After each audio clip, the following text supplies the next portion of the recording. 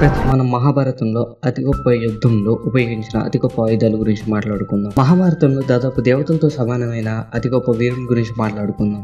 ఆ వీరులు ఎవరెవరు అంటే భీష్ముడు, ద్రోణుడు, కర్ణుడు, అర్జునుడు, అశ్వత్థామ మరియు సాత్యకి, ఇలా మరందరూ. అసలు పూర్వం ఆయుధాలు ఏమిటి అంటే కత్తి, కలవరము, గద, విల్లు, బల్లెం మొదలైనవి ఎన్నో ఉన్నాయి. కానీ మీరు ఆ ఆయుధాల పేర్లు విని మహాభారతం ఏదో సాధారణమైన యుద్ధం అని చెప్పలేము. ఈ యుద్ధంలో చాలా ప్రమాదకరమైన ఆయుధాలు ఉపయోగించబడింది. ఈనాడు మన మిలిటరీ ఉపయోగించే అటామిక్ ఆయుధాలు కూడా ఆ దివ్యాస్త్రాల ముందు ఎందుకు పనికిరావు అని చెప్పవచ్చు. దివ్యాస్త్రాలు అంటే దేవతల శక్తితో తయారు చేసిన ఆయుధాలు అని చెప్పవచ్చు. అంటే ఫర్ ఎగ్జాంపుల్ బ్రహ్మదేవుని శక్తితో తయారు చేసిన దాన్ని బ్రహ్మాస్త్రము అంటారు. విష్ణుమూర్తి యొక్క శక్తితో తయారు చేసింది వైష్ణవాస్త్రము, శివుడి శక్తితో తయారు చేసింది రౌద్రాస్త్రము. ఇలా రకరకాల దేవుళ్ళతో రకరకాల అస్త్రాలు తయారు చేయడం జరిగింది. సరే, మనం ఈ అస్త్రాలలో టాప్ 5 దివ్యాస్త్రాల గురించి తెలుసుకుందాం. నా దృష్టిలో ఏ దివ్యాస్త్రానికి ఆ దివ్యాస్త్ర శక్తి చాలా గొప్పగానే ఉంటుంది. కానీ ఈ వీడియోలో నాకు నచ్చిన టాప్ 5 దివ్యాస్త్రాల గురించి చెప్పబోతున్నాను. బ్రహ్మీశాస్త్రం.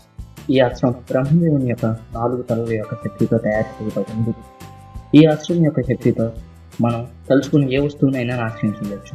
కానీ దీని యొక్క శక్తితో ఆ వస్తువు చుట్టూ ఉన్న స్థలం కూడా నాశనం అయిపోతుంది. ఈ అస్త్రం మహాభారత కాల సమయంలో పరశురాముడు ద్వారా భీష్ముడికి, ద్రోణుడికి, కర్ణుడికి వచ్చింది.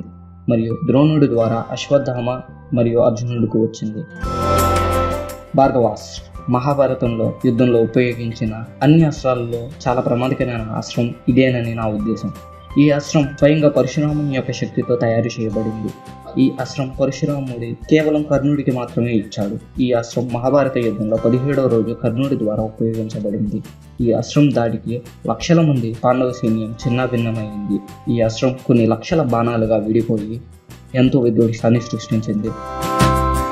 నారాయణాస్త్రం. మహాభారతంలో యుద్ధంలో నారాయణాస్త్రం కేవలం ద్రోణుడు మరియు ద్రోణుడు కుమారుడైన అశ్వత్థాముడి దగ్గర మాత్రమే ఉండేది. ఈ అస్త్రం ద్రోణుడు తపస్సు చేసి స్వయంగా నారాయణ దగ్గర నుండే సంపాదించాడు. ఇలా వచ్చిన ఈ దివ్యాస్త్రాన్ని తన కుమారుడైన అశ్వత్థామకు ఇచ్చాడు.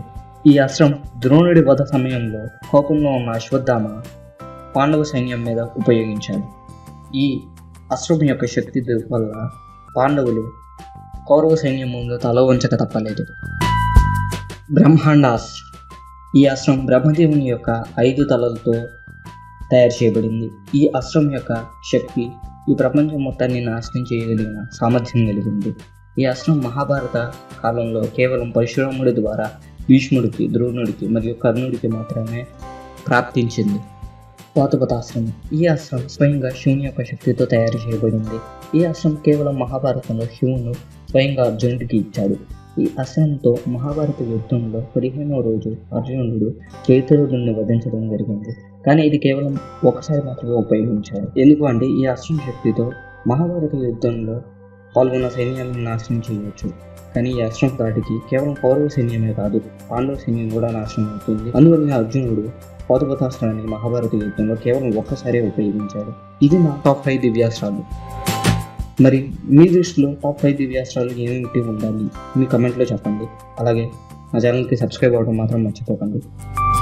వచ్చే వీడియోలో కలుసుకుందాం ఫ్రెండ్స్. బాయ్.